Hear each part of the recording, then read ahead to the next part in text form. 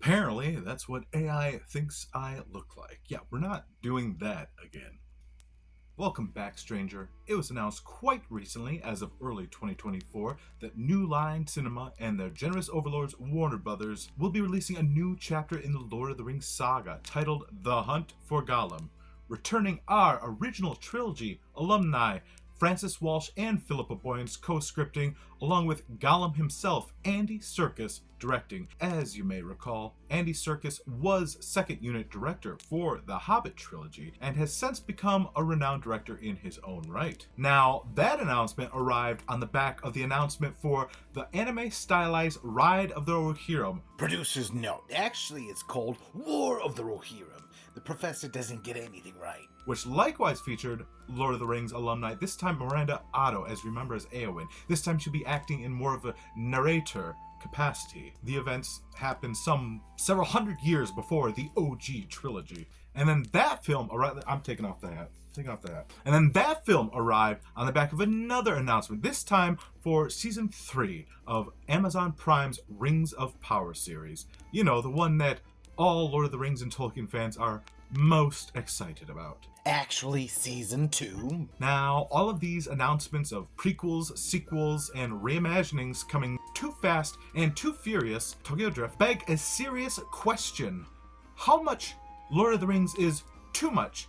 And when do we know we've crossed that line? In this video, we explore the reasons behind this adaptation boom, the impact on the perception of Tolkien's works, and most importantly, whether there might be such a thing as too much Tolkien. Might I remind you that you may know a professor, you might even be a professor, but I assure you, I am the professor, and this is my channel. Please like and subscribe and check out the channel for other content. I hate that word content. Other videos that tickle your fancy. We specialize in the deep, dark, and the old, preserving the culture and class of our curious past. But first, it was at that moment that Richard, Duke of York, fearing defeat and seeing the Lombardian troops climbing up the hillside, unleashed 12,000 tons of melted Stilton cheese and watched as it rolled down the hillside and... Oh, I don't know about that. Can't you see I'm recording a very important video? How dare you now? Well, I think that this is more important than your funny little ditty. Who's it from? YouTube. YouTube? There's a note attached. Oh, read it for me, please. Dearest Professor, Called me Professor. congratulations on reaching 1,000 new subscribers. To commemorate this momentous occasion, we have presented you with this inaugural play button. Thank you for your hard work and dedication, and we look forward to watching you grow.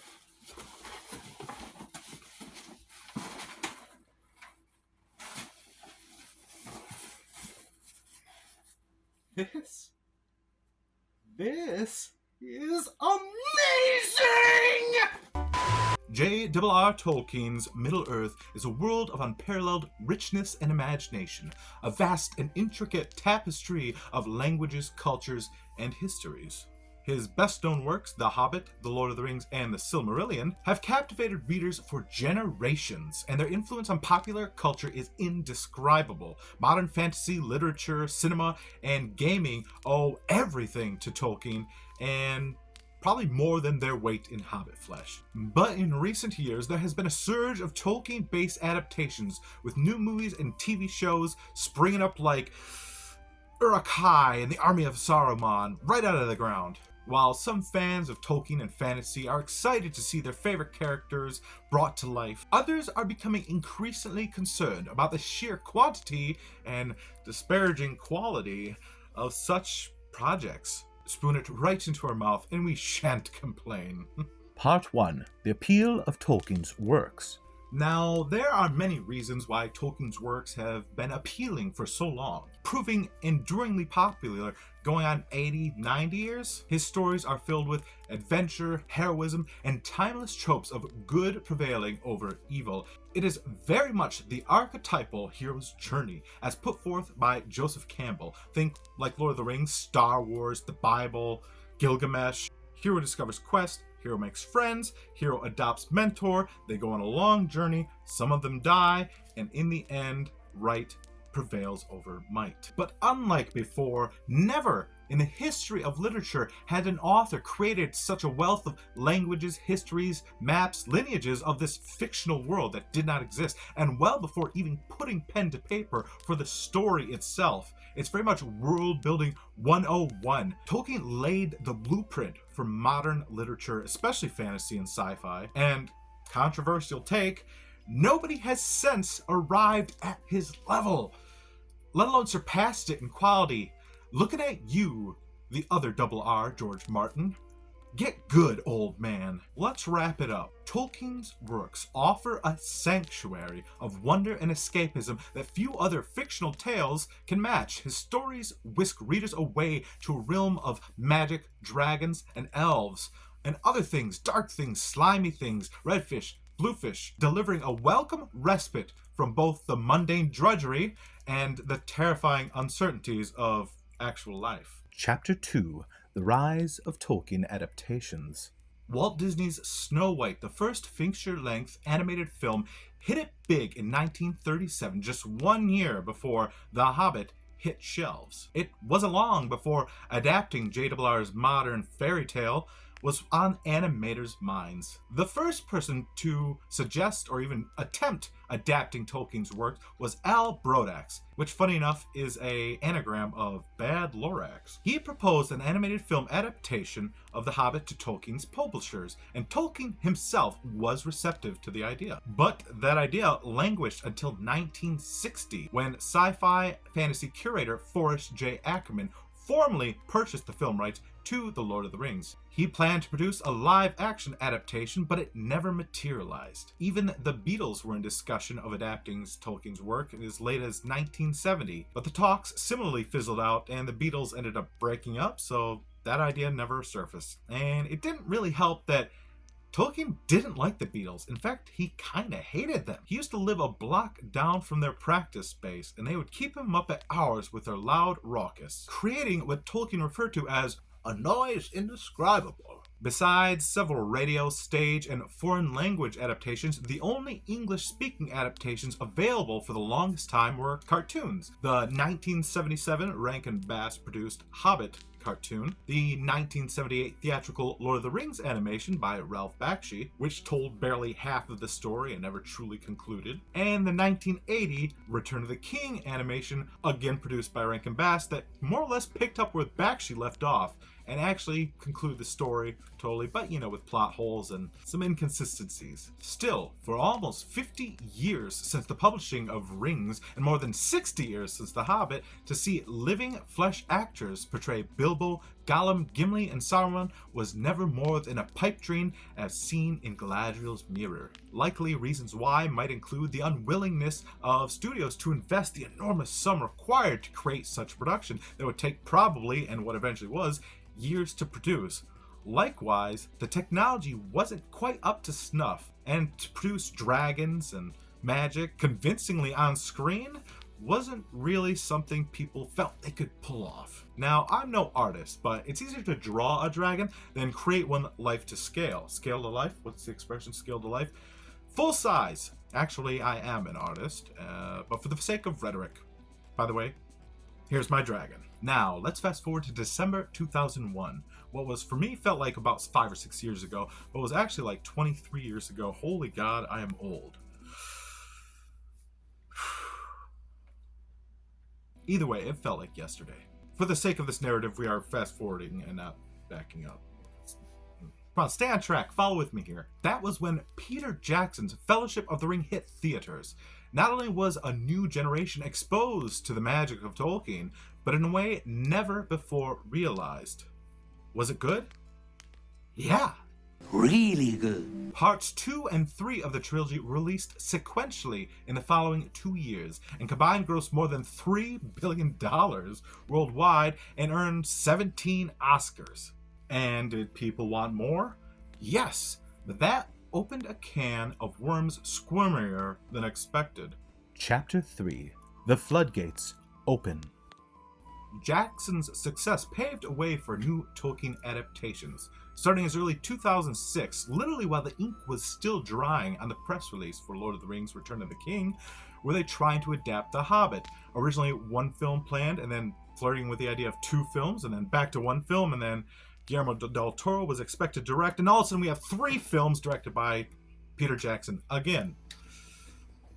Yeah, had they stayed consistent and on the right path, maybe that would have come out a little better than what it did, but what we got was what we got from 2012 to 2014. Though its theatrical running length was more or less equivalent to The Lord of the Rings a decade earlier, the source material is significantly scantier. One of the new trilogy's biggest criticisms was its scraping and scrambling to create a cohesive narrative using new material, i.e., they were making stuff up. You know, filler to build its length. Like hot dogs, cinematic hot dogs. Looking at you, Toriel. And it showed, and fans were not afraid to voice as much. Probably the best thing to come from that trilogy was Denny's Hobbit-themed menu, that beloved by fans that were able to enjoy for not 1, not 2, but 3 autumns in a row. Honestly, I loved that menu and its items so much, I might make just a whole video on it alone.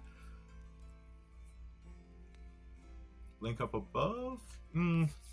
Maybe someday. Despite the lukewarm success of the Hobbit trilogy and the resounding success of the Denny's Hobbit menu, by this point, Middle-earthian movie spectacles were peak popularity. But also at this point, these properties were exclusively based on 2 works by Tolkien, that being The Hobbit and Lord of the Rings, without much previous lore, at least mostly based.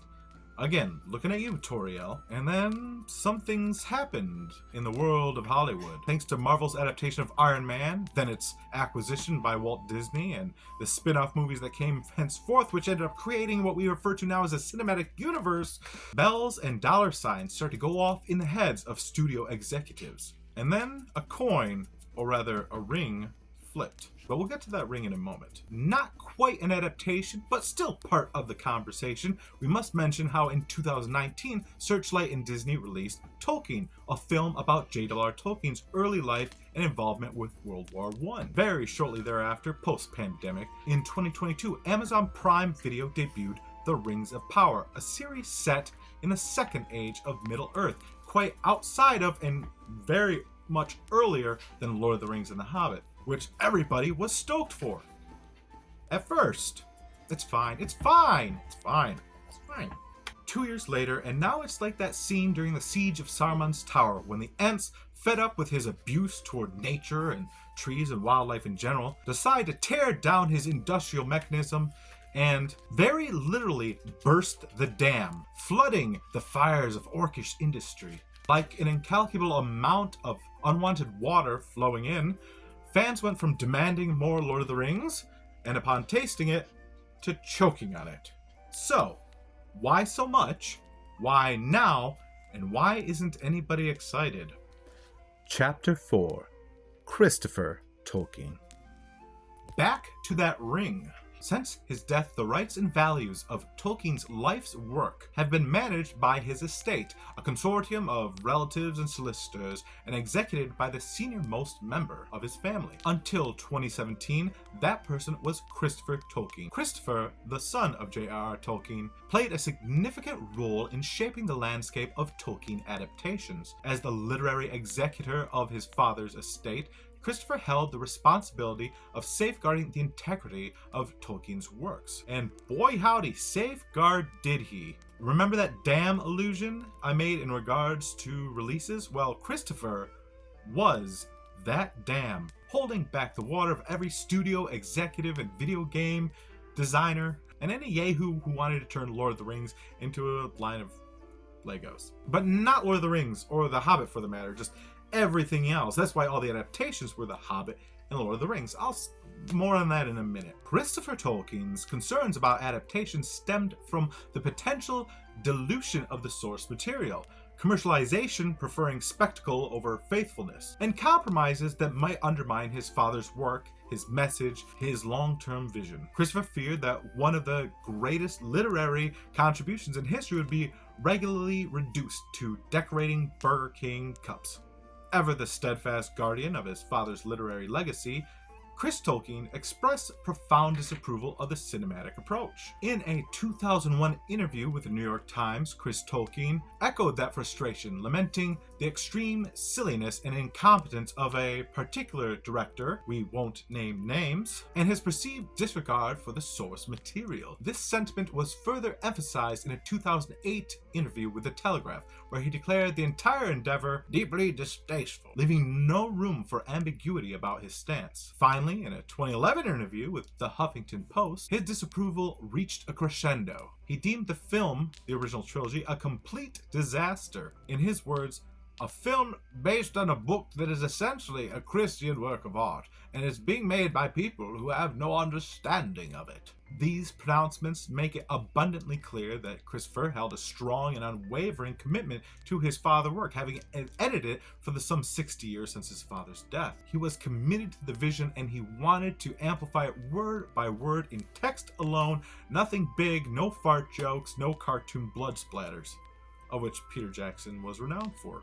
These pronouncements make it abundantly clear where Christopher's loyalties lie. He had a strong and unwavering commitment to his father's vision and held it tight to his body, whimpering, "My precious, my precious." We're gonna cut that, right? Oh, I hope we cut. You better cut that, Bell. Though Tolkien Sr. had famously dismissed any notion of his works acting as allegories, Christian or otherwise, insisting they existed within their own boundaries and not outside of it. But I suppose his son Chris knows better. Formerly known as the Saul Zaentz Company, Middle-earth Enterprises exclusively holds the film, merchandising, and stage rights to The Hobbit and Lord of the Rings. And that is why every film, cartoon, and video game and line of toys that has come out about Lord of the Rings is based on those two works. All other works, to varying degrees, with some overlap, belong solely to the Tolkien Estate. That is why Christopher was able to be disappointed by Hobbit and Lord of the Rings, and at the same time preventing any other work by Tolkien from being adapted. Christopher stepped away from the role as Estate's executor in 2017, citing, well, he was in his 90s and his health was ailing. He then passed away in early 2020, and ever since, now and henceforth, the waters rusheth forward. These cats are having a field day. Grandson Michael Tolkien is the current executor, and perhaps less stingy than his uncle. And it's really important to add that all these new products that's not really the word I mean, or is it really the word I mean? But rather, the fact of the matter is The Hunt for Gollum, Rings of Power, Ride of the Rohirrim are based on material written in the appendices of Lord of the Rings. By owning Lord of the Rings, the Saul Zaentz Company, now Middle-earth Enterprises or whatever they want to call themselves, has access to all this material that is not within the Hobbit or Lord of the Rings books, but they believe it has enough substance to create these new projects. Chapter 5: The Dangers of Saturation. In terms of media and all other enterprises, we like to use the allegory of the bubble. You hear about it all the time. The NFT crypto bubble of the last 10 years, the superhero movie bubble that we're currently in, the .com bubble of the late 90s, the comic book bubble of the early 90s, the hair metal bubble of the 80s, and of course, the tulip mania bubble of 1626. 1636? I don't remember the date, I'll just put it along the bottom of the screen there. Anyways, the concept of a bubble is something becomes a cash cow, and everybody wants to cash in. Therefore, popularity reaches critical mass, the bubble bursts, everything becomes worthless. We see it happening right now in the superhero genre, where since Marvel's Avengers Endgame, popularity in this genre of films has grown less and less over the last few years. People don't want to see that happen to Lord of the Rings. While some fans are delighted by the abundance of Tolkien adaptations, others are worried that the market is being oversaturated. One might argue that too many adaptations can lead to creative burnout and a dilution of the source material. Looking at you, Toriel. Tom, from Like Stories of Old, refers to this as storytelling entropy, also known as the marvelization of cinema, the heat death of a fictional universe. Whereas projects such as the original Peter Jackson trilogy and perhaps the Rankin Bass TV adaptation had true artistic passion that drove them, modern franchise adaptations are seemingly driven by cash-hungry studio execs who believe in milking every last drop of the source material. Overload that with Easter eggs, fan service, nostalgia triggers, overwhelming CGI, underwhelming CGI, and all on a rush schedule, and you have the recipe of an echo of a rumor, of a whisper, of a shadow of the original story. Quantity is what leaves studios with maximize investment returns, but it's also what leaves viewers with a bad taste in their mouth. Too many adaptations can also mean that not all adaptations are created equal. Some might be praised for their faithfulness to the books, while others might be criticized for taking too many liberties. A lack of cohesion, consistency across studios will not build healthy rapport with theater goers. Chapter 4. Chapter 5? I forget which chapter one. Next chapter. Finding the balance. So, to the nitty gritty. Is there such thing as too much Tolkien? The answer is not easy. On one hand, there's no doubt that Tolkien's works are rich and complex, enough to support a wide range of adaptations. On the other hand, there is the risk of oversaturating the market and diluting the source material, creating a bubble that will eventually burst and ruining the childhood dreams of billions. Ultimately, it is up to each individual fan to decide whether or not they feel there are too many Tolkien adaptations. But it is important to have a critical eye and be discerning, not too soft, on the adaptations that we choose to consume. It's called voting with your wallet, Kimosabi. So what does the future hold for Tolkien and the movies and cartoons and other projects based on his work? Only time will tell. That's such an easy, cheap answer. But with the popularity of Middle-earth showing no signs of waning, it is likely that we will continue to see these adaptations in years to come. The key to ensuring that these adaptations are successful, not just successful, but quality, is strike a balance between faithfulness to the source material and creative innovation. By respecting Tolkien's vision while also bringing fresh perspectives to his stories, we can ensure Middle-earth continues to captivate audiences for generations to come, and not just grow, but also adapt. The final chapter, with appendices. Tolkien himself acknowledged the divisive nature of his works. It's not for everybody. There is a love it or hate it value to it, but there's a lot of people in between. My mother personally hates it. And that is a testament to the work's audacious scope and ambition. Yet his undeniable imprint on the literary landscape is profound as the misty mountains. Before Tolkien, fantasy was a verdant, unexplored wilderness where authors like Lord Dunsany had ventured, planting the first seeds of enchantment. It was Tolkien, however, that grew these small ideas based on old, long-forgotten sagas and fairy tales into a sprawling, global literary empire. His magnum opus, The Lord of the Rings, surpassed the concept of popularity, becoming a cultural touchstone, its influence as pervasive as the air we breathe. Subsequent fantasy authors, while gifted in their own right, stand as luminaries ignited by Tolkien's celestial spark. Their universes, though vast and detailed, orbit within a galaxy he first shone light on. Just as Shakespeare's plays laid the foundation for modern literature and drama, or how Newton's laid the foundations for modern science and physical thought, Tolkien's world-building and myth-making established the bedrock upon which countless fantasy, science fiction, horror, and fiction realms have been constructed.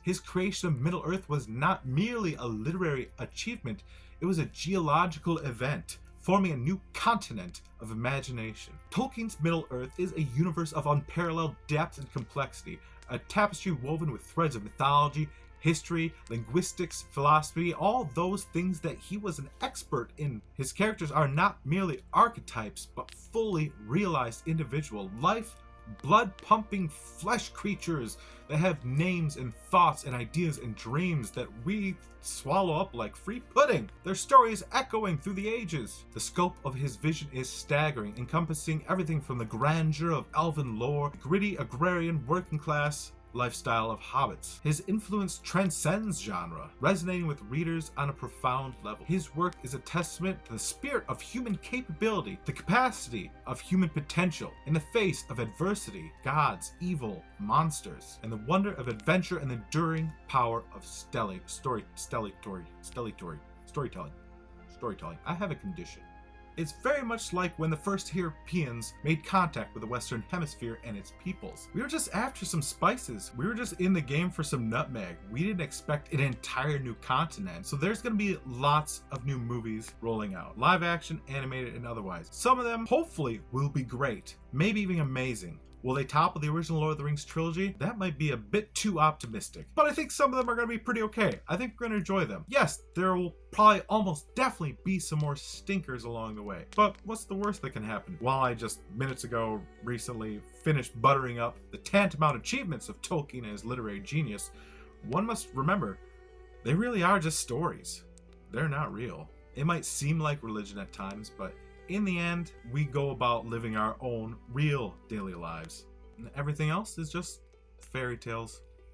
Thank you again for watching. Listen to me ramble about the future and unknown waters that we shall now tread in Lord of the Rings and adapting Tolkien's works. Please leave a comment below what you think. Do we have enough to look forward to, or should we literally just dread the future? Is the bubble going to burst? I have been your host, the Professor. You're always welcome in my neck of Fangorn Forest. Since his death, the rights and values of Vacuum? Ducky, you need to go lay down. Seriously, you're creating a lot of distraction. Little puppy, why are you itching? Is it because you took a bath?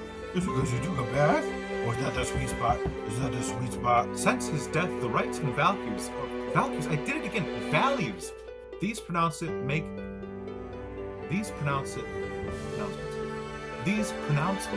abundantly clear. These pronouncements made it abundantly clear where Tolkien's